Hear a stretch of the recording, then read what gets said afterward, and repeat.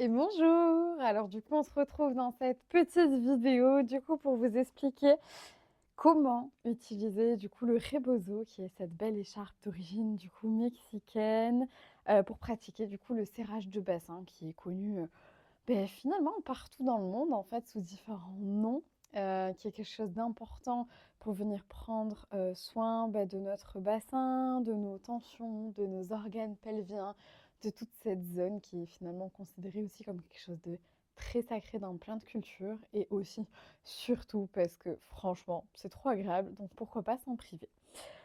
On va voir ensemble le matériel que vous aurez besoin.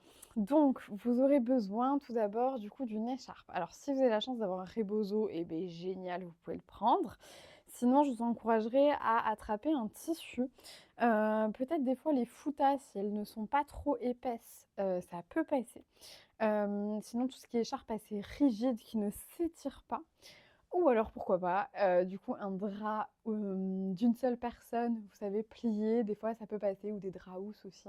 Faut juste partir du principe que si c'est pas un vrai rebozo, du coup faut au cas où pas trop y tenir, on sait jamais si ça casse, si vous avez besoin de quelque chose de très, très serré par exemple. Mais voilà, vous voyez quelque chose de suffisamment en tout cas long pour pouvoir venir faire le tour de son bassin et faire 2 nœuds. On verra ensuite comment est-ce qu'on l'ajuste et cetera. Et ensuite, vous aurez besoin d'un bâton que vous pouvez aussi remplacer par un rouleau à pâtisserie. Les rouleaux à pâtisserie en bois, ça fait très bien l'affaire. Ou sinon, si vous avez l'habitude de vous promener, de vous balader et que vous trouvez un bout de bois qui est suffisamment solide, vous pouvez. Donc, qu'est-ce qu'on va faire? Déjà, je vais rappeler, les choses qui sont importantes à savoir pour le serrage de bassin. La première chose, c'est qu'on ne le pratique pas du coup enceinte. En tout cas, il y a des petites choses à savoir, donc je préfère dire qu'on ne pratique pas si jamais, on est enceinte. Pendant les menstruations, pendant ces règles, on peut le faire, c'est juste qu'il y a possibilité d'avoir plus de sang qui s'écoule juste après, donc il faut être vigilante là-dessus. Et dans le cadre de, dispositifs intra-utérins ou de stérilés, et rester tout le temps à l'écoute, surtout au moment des règles, de quand même peut-être pas appuyer à fond, enfin serrer à fond, même si franchement, théoriquement, le stérilet était bien en place à l'intérieur de l'utérus, mais par précaution, je préfère le dire. Je vous encourage tout le temps à faire un premier serrage du coup avec quelqu'un. Bon, techniquement, si vous recevez cette vidéo, c'est que vous l'avez déjà un peu fait avec moi, plus ou moins supervisé, ou alors du coup dans le cadre du challenge que je prévois aussi. Restez à l'écoute de vos sensations. Il n'y a pas de bonne manière de serrer, il y a la vôtre. Et vous verrez que si vous le pratiquez souvent, du coup, c'est des choses qui changent. Il y a des jours où vous allez peut-être avoir envie d'avoir très serré et d'autres jours où juste à peine serré, vous allez sentir que c'est OK pour vous. Ça ne doit absolument pas faire mal. Au contraire, ça doit être quelque chose de vraiment très agréable. Donc, euh, donc voilà, je crois que c'est tout ce que je vous propose. De toute façon, c'est vite, on rentre dans le vif du sujet. Donc, comment est-ce qu'on va faire? Eh bien, vous allez pouvoir placer du coup votre foulard, votre rebozo, soit sur votre tapis si vous le faites au sol, ou alors pourquoi pas dans votre lit, si vous êtes au lit ou sur le canapé, je ne sais pas. Profitez-en. Souvent, je vois des personnes placer le rebozo ou quelque chose de très large, comme ça. Alors, c'est vrai que j'ai un fessier assez volumineux, mais du coup, c'est peut-être un peu trop. Le but, c'est de venir le plier. Alors moi, du coup, ça suffit de le plier en deux.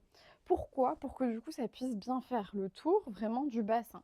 En sachant que le bassin, c'est le bas des fesses, jusque du coup, plus ou moins ici en haut. Si vous faites trop, ça va pas le faire, mais de toute façon, vous verrez, le tissu va venir rentrer dans le ventre, vous n'allez pas être agréable. Donc, vaut mieux le descendre ensuite un tout petit peu. Donc, je ne sais pas si ça va se voir de dos, c'est peut-être plus simple de profil, mais vous voyez là, si je viens placer à peu près le rebozo ici et ici, c'est hop, nickel, ça enveloppe bien du coup mon bassin. Ok? Je vais vous le remontrer allongé. Donc, moi généralement, ce que je fais, c'est que je place mon petit rebozo. Et ensuite, je viens m'allonger en essayant de poser les fesses plus ou moins dans cette zone-là. J'ai oublié de le préciser, mais il faut aussi prendre tout ce qui est coussin, etc. pour être confortable. Moi, je ne l'ai pas fait, mais n'hésitez pas à le faire. Petit coussin sous les jambes, parfois ça fait du bien. Donc, on vient s'allonger juste ici. Hop, je replace tout pour que vous puissiez bien m'entendre. Je crois qu'on est pas mal. Et on vérifie comment est-ce qu'on a placé le rebozo. Pourquoi? Parce que le but du jeu, c'est vraiment, encore une fois, que vous sentiez que quand vous venez fermer, ça enveloppe tout votre bassin.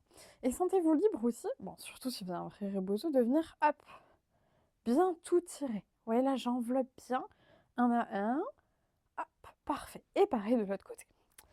Et ensuite, on va venir faire un premier nœud. Alors moi, je garde les jambes fléchies parce que j'ai pas de coussin, mais vous pouvez les tendre si vous êtes confortable avec. Moi, j'ai un peu mal au bas du dos aujourd'hui, donc justement, le rebozo va me faire du bien.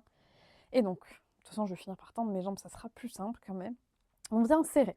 Quand on vient serrer, moi, je vous encourage à pas laisser le nœud aller trop haut. Là, j'exagère, mais du coup, le but, c'est qu'il aille vraiment, hop, là, un peu au milieu. Et ensuite, on vient faire un deuxième nœud.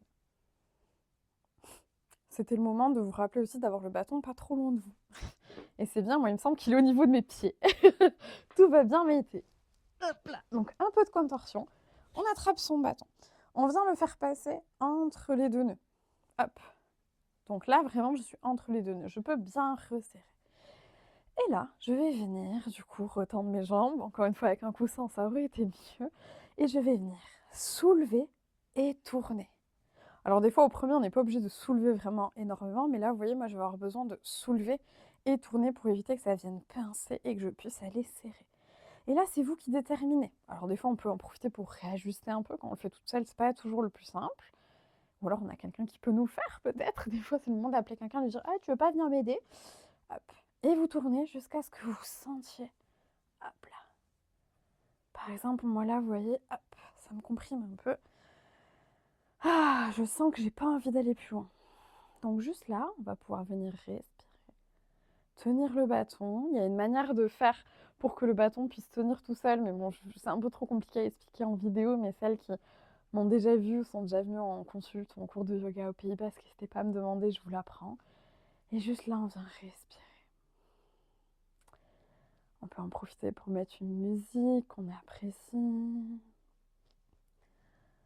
On peut en profiter pour juste visualiser son bassin se détendre complètement, se ramollir, un peu comme du beurre, comme du chocolat qui viendrait fondre. Peut-être même que si on a envie, on peut attraper le nœud au niveau du bâton et faire ses propres petits bercements. Je trouve ça toujours mieux quand c'est quelqu'un d'extérieur qui nous le fait.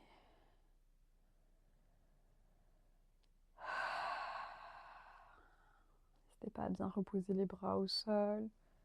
Si c'est possible, à vous détendre le maximum. Et ici, on pourrait clairement rester le temps qu'on aurait envie.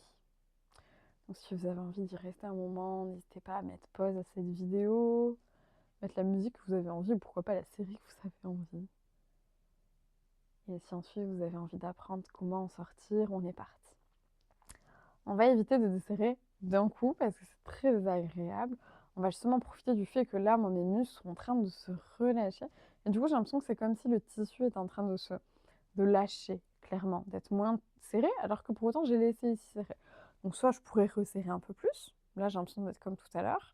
Mais sinon, si je veux en sortir, je vais desserrer tout doucement. Mais vraiment, tout doucement. Alors là, je sais que peut-être en vidéo, vous allez vous dire, Maïté, tu bouges à peine. Pourtant, moi, dans le foulard, je sens que ça se desserre. Donc, restez connectés à ce que vous sentez. Et vraiment, on a cette sensation au fur et à mesure qu'on desserre, comme si on venait fondre justement sur le tapis, sur la table, sur le canapé. Et c'est presque aussi, voire plus agréable que le serrage.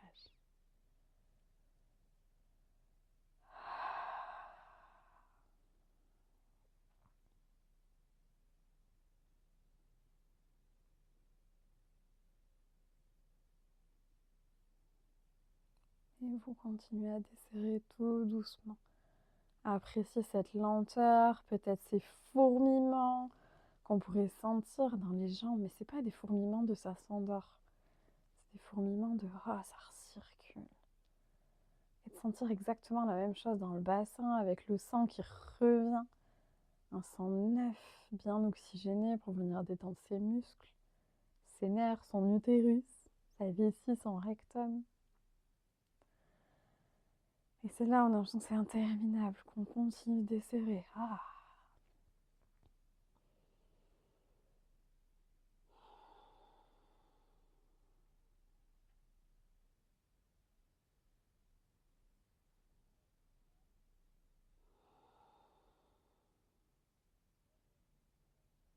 Ça ne s'arrête jamais. Si ça s'arrête à un moment donné. Je vous rassure. Je crois que J'arrive tout doucement au bout. Et ensuite, à la fin, on peut juste rester quelques instants avec cette impression de ce foulard qui ne nous sert plus du tout, alors qu'en fait, il nous sert encore. On va s'en rendre compte juste après. Peut-être enlever le bâton, si jamais il vous gêne ou qu'il ne vous sert plus à grand-chose.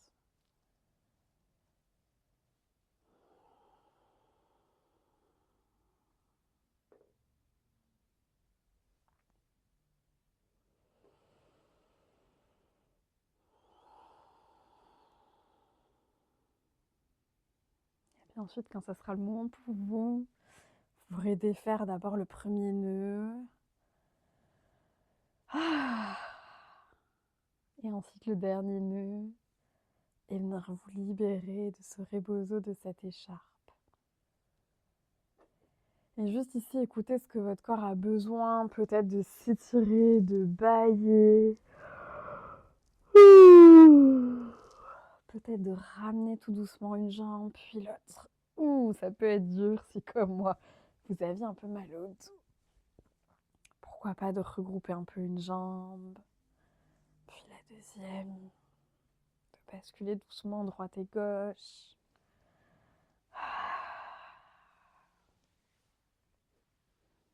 Puis peut-être de vous laisser rouler sur un côté. Peut-être même vous endormir ici, si c'est le moment, ou si c'est ok. Ou pour les autres, de prendre le temps de venir repousser le sol avec vos mains, si vous êtes au sol ou au canapé.